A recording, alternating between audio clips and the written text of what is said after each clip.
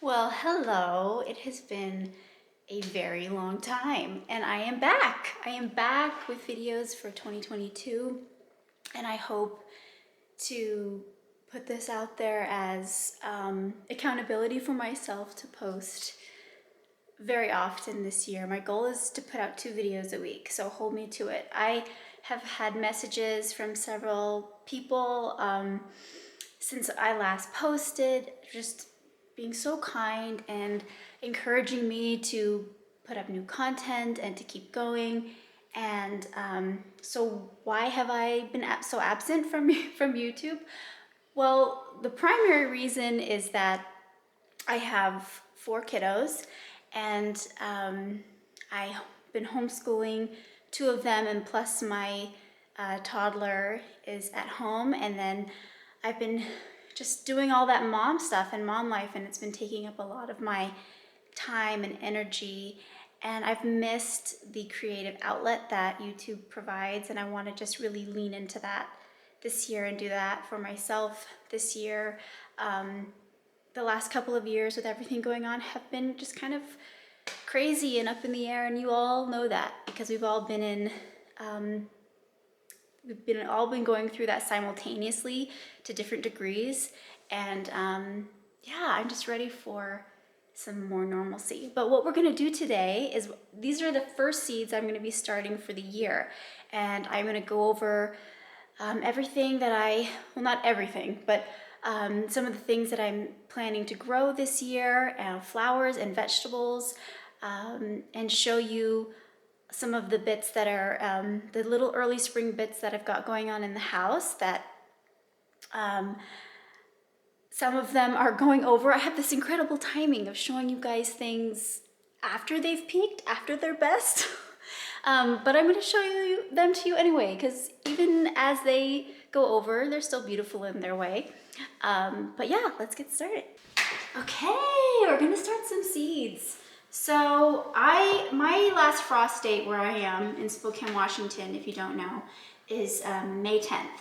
So if you've never started seeds before, if you're really early at starting seeds, seeds that need to be started indoors, not sown directly in the garden, will have dates, like say 6 to 8 weeks or 8 to 10 weeks, 4 to 6 weeks that they need to be started before your last spring frost date. So you would just count back in the calendar the amount of weeks that you need for those little seedlings to grow and be ready to plant out, to harden off and then plant out in the garden in the springtime. So there's some seeds that I could have started a couple of weeks ago, but we went on our first vacation in a while. We took our family to Disneyland, and I didn't want to have anything possibly drying out or not doing so well while we were gone. So I'm getting started now, and that's okay. I still have plenty of time. And the seeds that I'm going to be starting today for sure, and I might change my mind as we go along, but foxgloves. And I have 4 varieties here, and I'll do some little cutaways or something so you can see them. But Foxglove Sutton's Pam from Floret, and Foxglove Sutton's Apricot from Select Seeds, Foxglove Alba from Floret, and Foxglove Apricot Beauty. I am going to start a whole tray of these, but I'm going to give each one their own row, except for Alba. I'm going to give 2 rows, and Apricot Beauty, I'm going to give 2 rows. Now, foxgloves are biennial, so typically they put on all their green growth in the first year and flower the second year. However, in years past, I've started foxgloves much earlier, say more like 10 to 12 weeks out. I'm getting close to 8 weeks out now from my last frost date. So they have flowered for me in their first year and did great. But some of these may not flower this year and not flower until the following year, and that's okay too. I already have foxgloves out in the garden that should flower this year. So the idea with biennials is to have a constant succession, because foxgloves peter out after a couple, 3 years. So I have had good success in my garden with them self-sowing, them just spreading themselves around. And in the early spring, I will dig them up if they're somewhere I don't want them to be, or they're going to get maybe choked out from other things, and plant them around the garden, and I'll do that with you guys this spring and show you a nice little patch of them I have in the front. The other flowers are Rudbeckia Sahara. I grew these, I've grown these for 2 years. This is the 3rd year. The first year, the deer ate all of them because I planted them out in my, what I call my prairie border. And it was very, very sad. Plus, it didn't have irrigation at the time and they were stunted because of that. And then, but last year, I planted them in my cut flower raised beds in my kitchen garden, and they did amazing. I will pop in some pictures, but oh my gosh, it just confirmed how I hope to never be without these flowers, because in the late summer, autumn, when everything else is kind of starting to die down and the garden's not looking as colorful, these are one of the flowers that keep your garden full of color for late in the season. And then Coreopsis Incredible Swirl. I got Coreopsis seeds similar to this from Dawn Creek Seeds last year. Started them, planted them out, and just love them. They're beautiful. They're pretty deer resistant. By the way, foxgloves, incredibly deer resistant. They are poisonous, so if you have pets that chew on your flowers or little children, keep that in mind. I feel comfortable growing them because my children are at ages now where they know not to put plants in their mouth. In terms of veg, it is now time. Usually 6 to 8 weeks is a good time, maybe 8 to 10 weeks, depending on the variety, that you start tomatoes and peppers. They need to be pretty well established, and they are very frost sensitive, so you need to plant them out when they're nice established little seedlings and after your last chance of frost. So the tomatoes that I want to grow, I've got several varieties here, but I wanted to give this a try. The tomato Kellogg's Breakfast from Baker Creek Heirloom Seeds. I'm not gonna start, so I started Pink Jazz a couple years ago. Wasn't like blown over by it. The other ones that I really wanted to try were the Blue Cream Berries. I heard good things about that flavor. Who else do I want to start for sure? A Brandywine, maybe German Lunchbox, Raspberry Liana, and then maybe Chocolate Cherry. They're so beautiful. Also, the currant red tomatoes, they really do look like little red currants, and I planted them 2 years ago, started plants from seed, and primarily for flower arrangements, and these little guys self-seeded themselves all over the gravel in my kitchen garden, to where I just kind of let it go as an experiment. In some areas, I pulled plenty of these plants, but there were dozens of plants, and there was a patch by my hose bib in the garden in gravel, and mind you, there is protective weed cloth underneath. They grew giant plants, and also some of the chocolate cherries grew up in there, and these things are crazy rampant spreaders, for me anyway. I know it's not the same for everybody, things don't spread the same everywhere, but man, they did. The other thing I'm going to be starting is sweet peas now, but I'm going to be going over that in another video, and I will not be starting, except for maybe a couple insurance plants. I'm not going to be starting them inside. I'm going to sow them directly in the ground, and I'm going to tell you in the video next why I'm going to do that and why I prefer not to start sweet peas inside, because I don't think that you need to, especially in my climate. It may be different where you live, but for where I live, they seem to perform way better sown directly into the ground. So I've got here a 10-20-72 cell tray, and I filled it with pre-moistened seed starting mix. And this particular one I will pop up, I'll put a link in the description box, and I will maybe pop up a photo of it. It's the Sunset seed starting mix that I got from Home Depot in a big compressed bale, and it has mycorrhizal fungi in it. And what that does, if you don't know, mycorrhizal fungi is really important for root development. So that would give these seedlings a nice start and a nice boost. Otherwise, there's not a lot of other components in it. It's just kind of really basic just for seeds to get going. And I will be fertilizing them as they grow. Now, all seed starting mix are not created equal. I love the Espoma one, and then I think there's another brand that I can't think of at the moment, but I really like this Sunset Mix.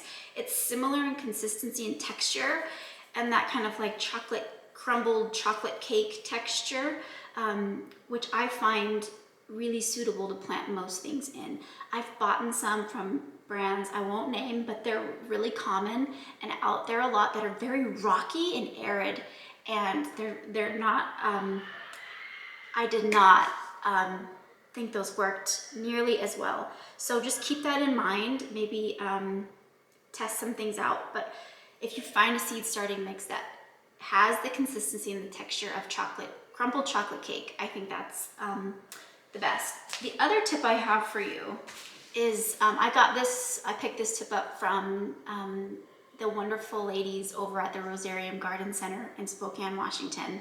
And they recommended to buy the industrial Sharpies for your plant labels, because as we all know, even writing with a regular Sharpie or a garden marker, sometimes the writing by the end of the season is faded away and you can't tell what is what. And these ones, they swear by and say that for all the roses that they start and plant, they hold that color and the ink for a very long time. Plenty of time for what you need in the garden. So let's get started with our foxgloves. Okay, Sutton's Pan. Now, what the foxgloves and the Rudbeckia and the Coreopsis all have in common is that they all just need to be surface sown. And if you've never sown foxglove seeds before, you can't even see them. It's dust. It's just tiny little specks of seeds. And I'm doing this inside, A, because it's cold, and B, because any amount of wind, these would blow away. And I don't have a greenhouse, but that is something that I keep saying that I'm manifesting. I'm manifesting someday having a beautiful English greenhouse. So with these seeds, you can buy pelletized foxglove seeds or pelletized seeds for all the seeds that are pretty tiny like this. And they are much easier to handle. I believe the pelletizing shortens their shelf life though. And if you are like me and you tend to save seeds from year to year, you might want to kind of keep that in mind.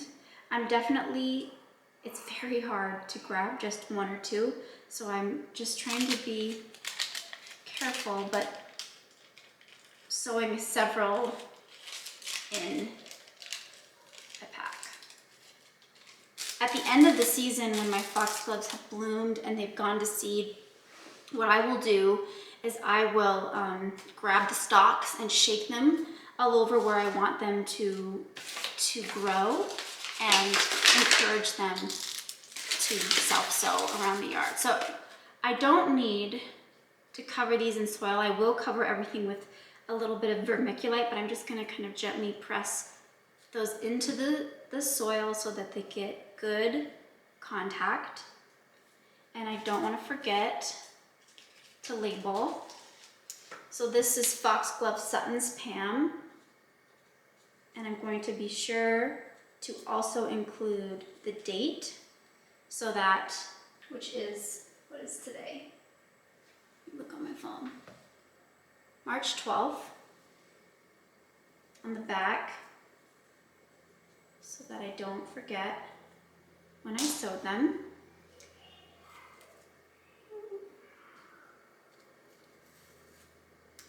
Okay, and then I'm going to make my other labels here. Okay, so now I'm going to start with the Sutton's Pan. I'm going to set the ones aside that I've already sewn.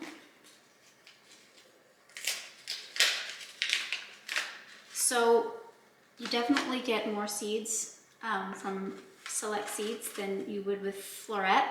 But what I don't like is that there is no little individual sleeve inside to hold the seeds, so some of them stick to the glue on the envelope. Just a little pet peeve of mine. So since I'm sowing more than 1 or 2 seeds in each cell, I am going to have to thin them out. But hopefully that means that I get germination, because sometimes germination isn't perfect or 100%. And then you have backups, so I can transplant if one cell has 2 or 3 healthy seedlings, I can transfer them to cells that maybe didn't germinate. Hopefully they all will though. That's what we always hope. Okay, so Foxglove Alba.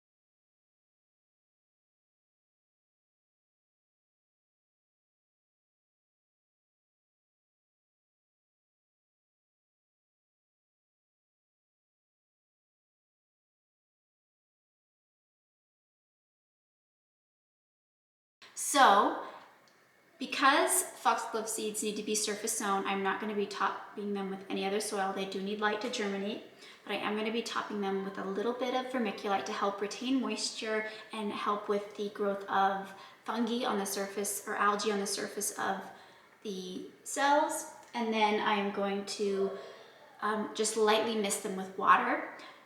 The seed mixture is already pre-moistened, so I don't need to go crazy with the moisture, but I just want to make sure they're a little bit settled in.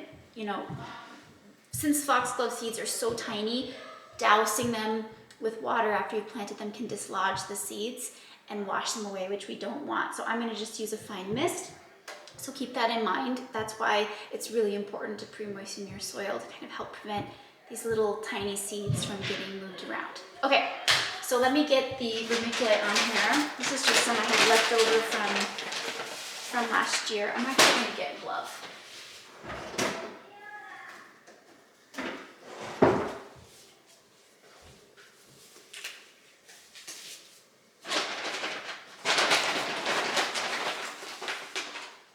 So just a little bit, not a lot, just coat the top, the little dusting.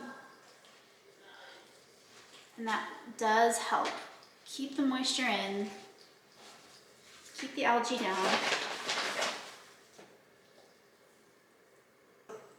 That's good, that looks good. Now, and I have one of these just like continuous spraying water bottles I got on Amazon. And I don't want to get these yet, but I'm just gonna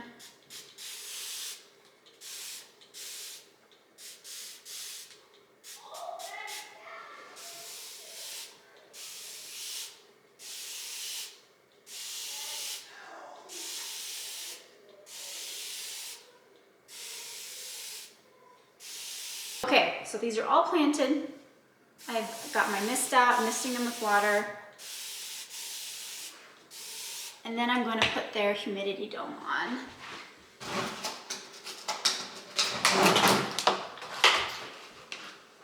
And I will show you where my seed starting setup is in the house. Okay, so I start my seeds because I don't have a greenhouse or a heated cold frame or anything like that. I start them, and I don't have a basement either actually, so I start them in my mudroom, and I have this rack that I got from Target, and I think this is the 4-foot wide rack, and I think it's It's around $60 or $70. I will pop a link to the exact one that I got though, and the price of that. And then I have these Hyper Tough shop lights that I picked up from Walmart. These are 4-foot lengths, and I have 2 of them per rack to get a nice amount of coverage on the seeds. Yeah, so I have 2 of them per rack you can see, to get really good light coverage across all seeds. For me, this setup is the most affordable, efficient, effective way of starting seeds. You can start, so if you filled up, each one of these shelves can hold 4, 10, 20 trays. And if you filled up all the shelves, you could plant over 1,100 plants, starting them in 72 cell trays. You could start more. If you had smaller cells, you can start less, obviously. But for me, what I want to do is leave a couple open shelves that I will put lights on later for when my tomatoes and other plants that need to be potted up can get potted up and still have space under lights to grow. Because what's happened to me in the past is I filled all the shelves up initially, and then by the time I needed to pot things up like tomatoes and other vegetables like broccoli, I completely had run out of space. So I'm gonna restrain myself and only plant what I really can plant and have the room for in my garden and in the home. So, but that's it. I will link everything down below so you can set something like this up for yourself too. Okay, so now I'm gonna start the trays of Rudbeckia and the Coreopsis. So what I think I'm gonna do is I'm going to plant half of the tray with the Rudbeckia and half with the Coreopsis. And I think that will give me a good mix of what I want, because again, like I said, I'm trying to restrain myself and not start too many things that I will run out of room for. And I don't want that to happen. So Rudbeckia and the Coreopsis are like the foxgloves in that they are surface sown and they need light to germinate.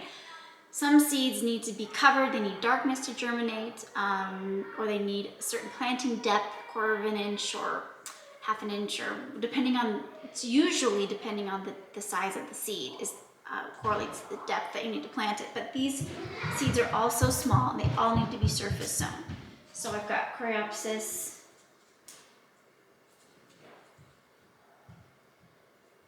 Incredible Swirl,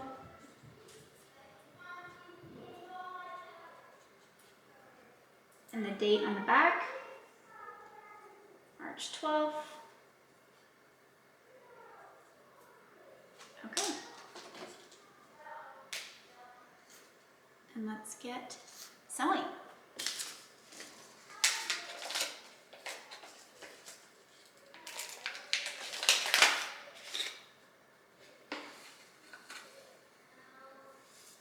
So you can see on my dry hand, I'll bring it in for you if you can see that the Rudbeckia seeds are a lot bigger than the foxglove seeds. So they are definitely easier to handle. And what I'm gonna try to do is just plant 2 per cell. If these were older, these are fresh seeds as if they were packaged for planting this year. If these were older seeds, I might do 3 or 4 per cell. But it's not exact. I'm definitely, in some of these cells, dropping more than 2, and that's okay. I'll just thin them out. I think it is really true though, sometimes we think that we will gain more by over sowing, and that's not really true. You don't really gain anything by sowing too heavily, so sowing too thickly. You just are losing more seed. So I don't stress about it too much. Just do the best that I can, and thin if I need to, and replace cells if I need to. But hopefully we will get something in every cell. So there's still quite a few in here. I could have filled up a whole tray. with this seed pack easily. But I'm going to just go for, what is that, 36 plants. Hopefully I get those 36 plants. Now, these are not necessarily perennial in my zone, which is now 6B. However, I would call them a tender perennial. So I'm keeping an eye on them in my back garden and in the raised beds, and they may return this year and flower again. So they're not necessarily guaranteed to perennialize for you if you're colder than I am, colder than a zone 6B, but they certainly might be perennial for you in slightly warmer zone.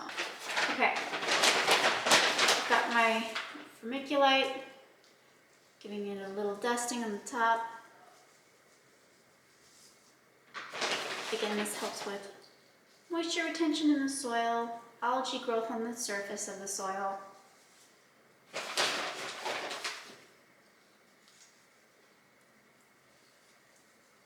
And that's good. Okay, and then I'm just going to, like the other ones, mist them in because the soil is pre-moistened. And when you pre-moisten that soil, you know the level that you want it to be moistened by being able to hold it in your hands and have it not crumble apart, but also not be dripping water.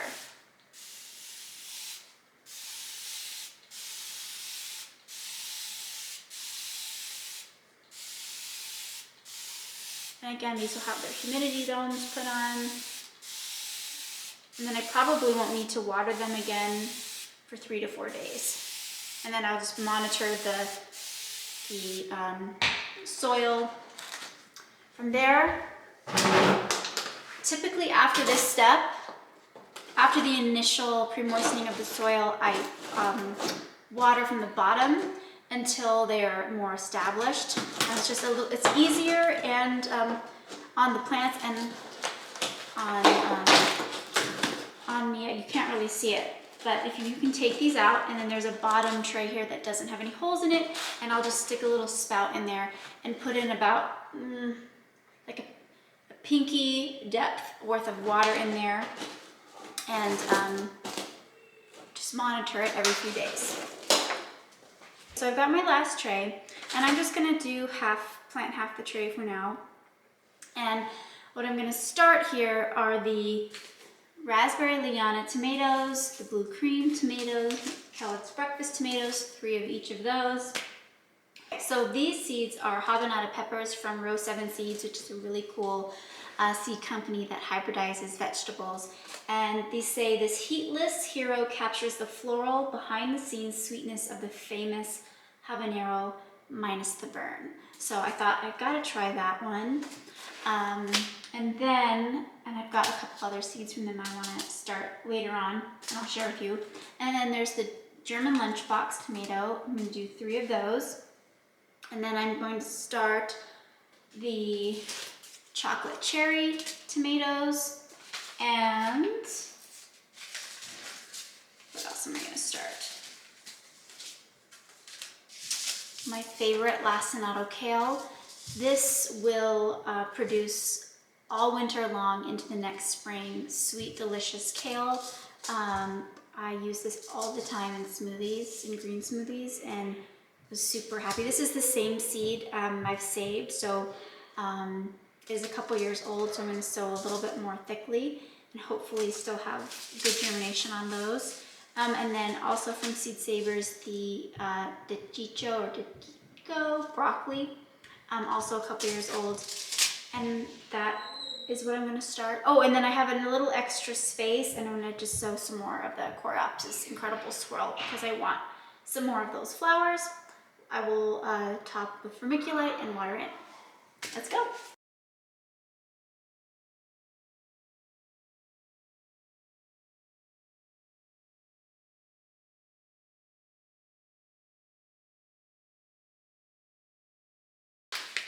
Now, really quick, in case you didn't know, tomato seeds can last a really long time. I've even heard some people say that they can last 10 years.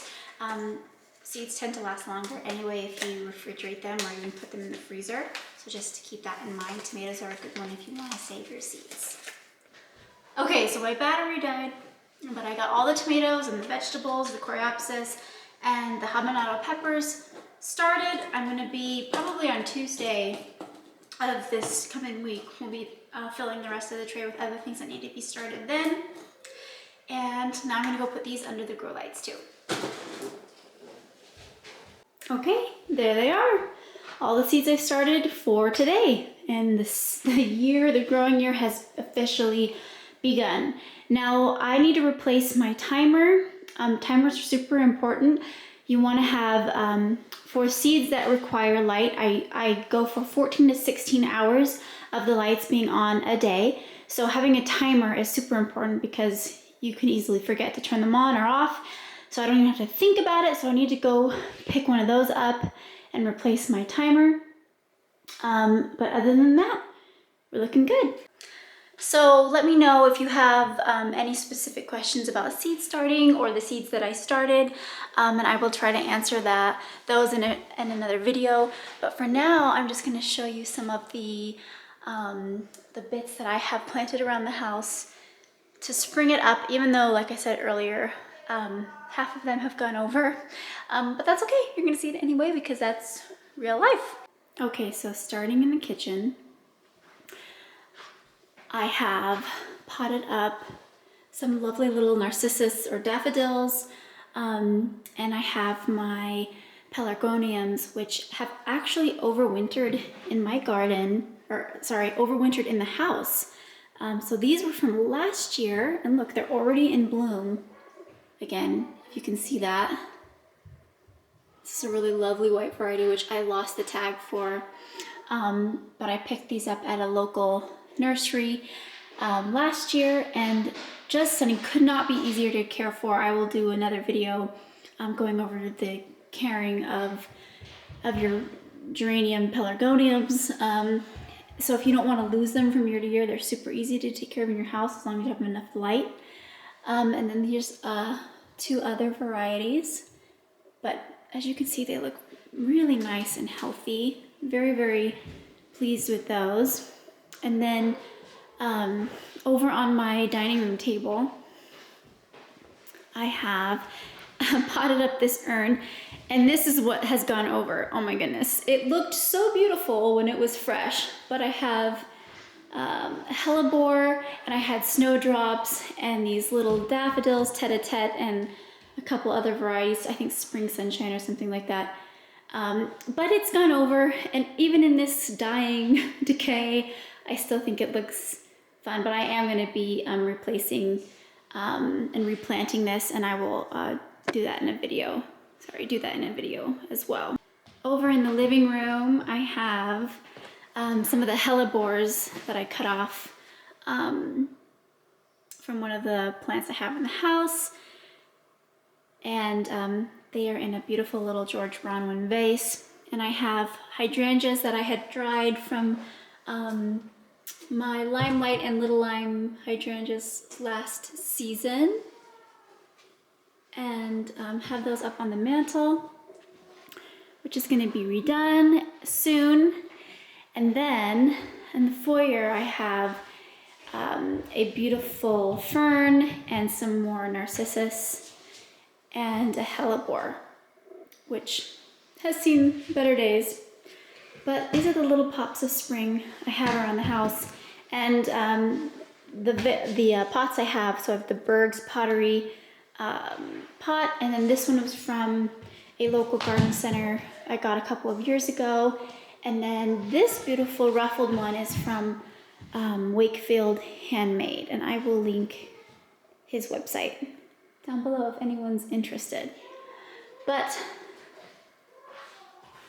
here we go, little touches. And then this is my variegated pink lemon tree, which has lived in my house for this is its second year, and I got it as a tiny little whip. And as you can see, it is blooming or budding up and has some blooms. Now in the past, either our puppy or my daughter, my youngest daughter, would pop all the little fruits off, so it's never fruited for me. But hopefully this year it won't. I do let it live outside in the summer months. Okay, so it's later in the day, but I just got a couple of packages in the mail of some homeware bits and some pots, some terracotta pots from Campo dei Fiori, which I'll link below. And I wanted to share that little haul with you guys for springtime. Okay, hang on.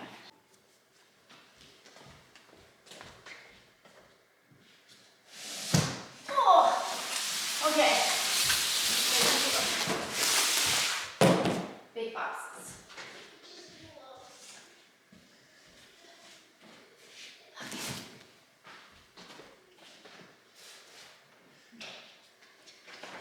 Okay, so all of this I purchased myself.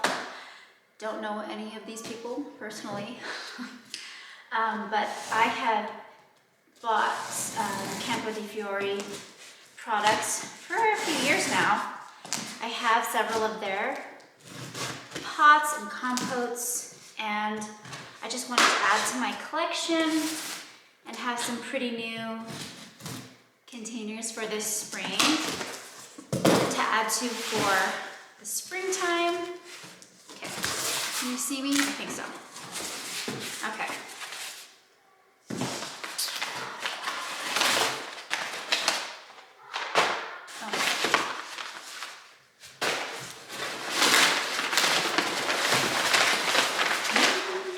So if you've never seen any of this stuff before, I think, okay, let me start.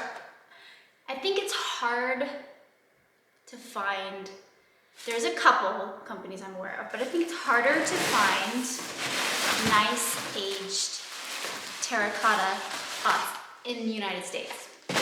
I think if you are lucky enough to live in England, it's easier, maybe.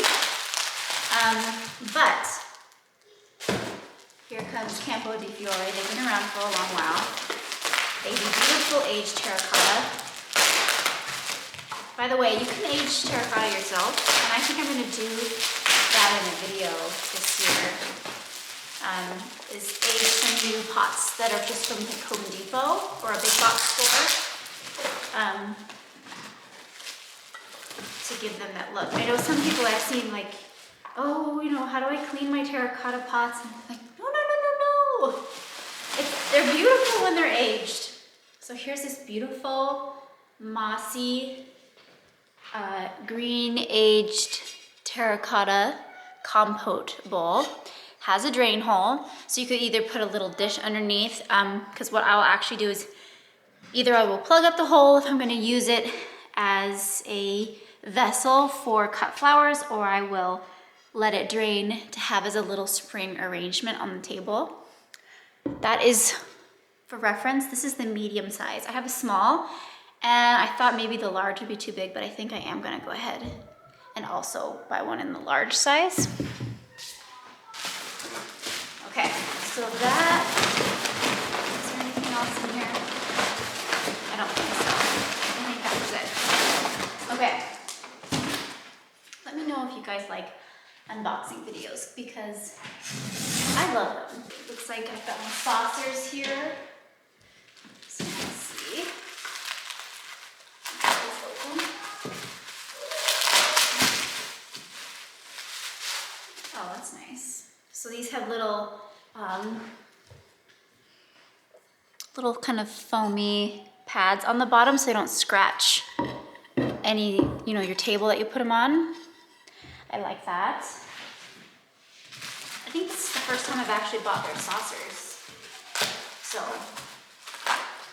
and they do a nice job. So they have multiple different sizes, of course, and when you pick out a pot, they will tell you the recommended size saucer. So I've got a few different sizes. Looks like I've got two 4403, and the other one was a smaller, the smaller size. And I'll go ahead and open that up here. And these are the aged terracotta as well. See, they have a nice slide. You don't have to deal with worrying about your pot scratching anything, which is super nice. Okay, so I believe, let me see. I'm trying to remember the name of the style of pot I got. I will of course link it below for you, but I believe it's their traditional English pot. And I swear, I was born in the wrong country. Should have been born in England. Actually, all of my father's family is English. So this is the traditional English pot. Love this one. And they come with a little care instruction inside.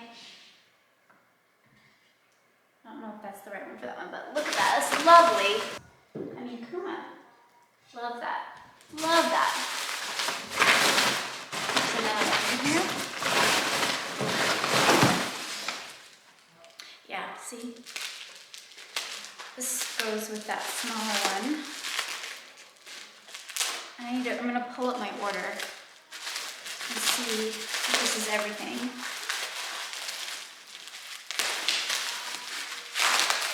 So this one is a little bit different. The drain holes.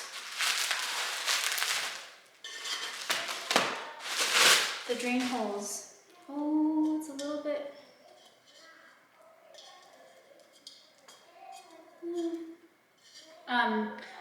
The drain holes are on the bottom. This is also one of the, like the Victorian English one, I think. But see, it has drain holes along the sides. There's 3 of them. And I was a little bit concerned because inside, I don't know if you can see, it's a little bit cracked inside, but it's actually fine when I feel it. Okay, yeah, so I just wanted to check and see exactly what my order was. And I had the Venetian fruit bowl in the size medium, 2 of the large aged English planters, but they have something called small scale and medium scale and large scale pots, and these are the small scale pots. So this is the large size of the small scale pots.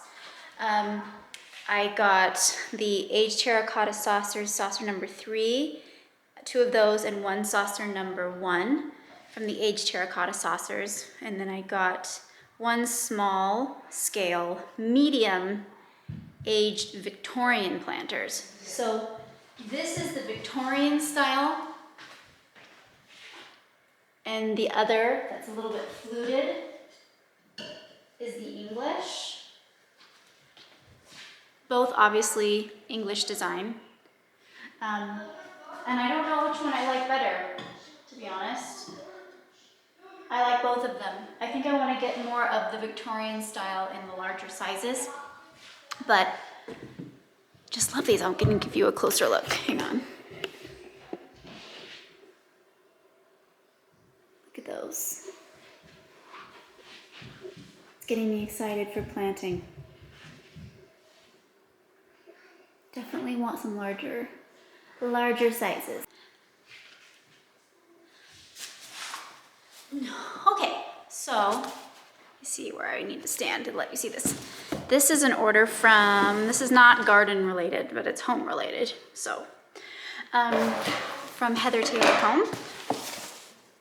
I have so many of her linens. I collect her tablecloths and tea towels, and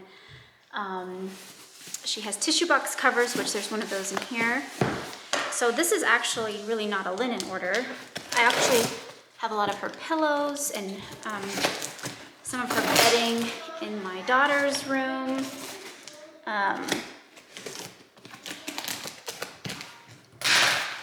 But this is, I really want some nice fragrance in the home for the springtime. This is, so typically I'm trying to get more into candles. Wouldn't burn candles for years because they give me headaches. And I am somebody who is incredibly sensitive to chemical fragrance. So I much better with essential oils and diffusing essential oils, but I kind of want more. And I've been intrigued by this brand, and Heather Taylor Home carries it, for many, many years, and they have, they're a perfumery. They started in Tulum, Mexico, and they have now boutique, just incredibly gorgeous boutique hotels all over the world. But I believe their first one was in Tulum, and they started off as a perfumery. And I don't own any of their perfumes, although if I love this, I think that will be next. So it says Coqui Coqui is the brand. This is the Yucatan Calzada de los Frailes, and this is their home diffuser fragrance in the scent Flor de Naranjo, which is orange blossom. And orange blossom, I don't know what this one will be like, but orange blossom is probably one of my favorite fragrances.